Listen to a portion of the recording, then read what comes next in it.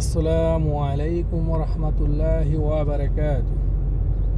দেশ এবং প্রবাস থেকে যে যেখান থেকে আমার এই ভিডিওটি দেখতেছেন সবাইকে আমার আন্তরিক শুভেচ্ছা এবং অভিনন্দন।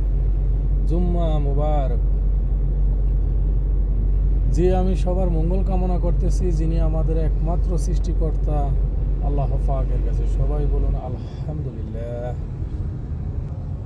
যে আমি সবার উদ্দেশ্যে একটা কথা বলবো, জুমার নামাজের দিন আপনারা আপনাদের কাজের ফাঁকে যতটুকু সম্ভব হয় আপনারা যথেষ্টমান চেষ্টা করবেন একটু আগের ভাগে মসজিদে প্রবেশ করার জন্য। আপনারা যত তাড়াতাড়ি মসজিদে জুমার নামাজের দিন প্রবেশ করতে পারেন আপনাদের কিন্তু আলাদা নেকি আছে, আলাদা ফজিলত আছে, এটা কিন্তু আপনাদের জানা উচিত। আর আরেকটা কথা মনে রাখবেন, শুক্রবারের দিন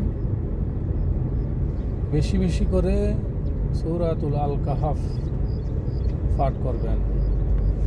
যত বেশি পারেন তত বেশি আপনাদের জন্য নেকি হবে। আলহামদুলিল্লাহ, অবশেষে আমি মসজিদে চলে আসলাম। সবাই আমার জন্য দোয়া করবেন, আমিও সবার জন্য দোয়া করবো ইনশাআল্লাহ।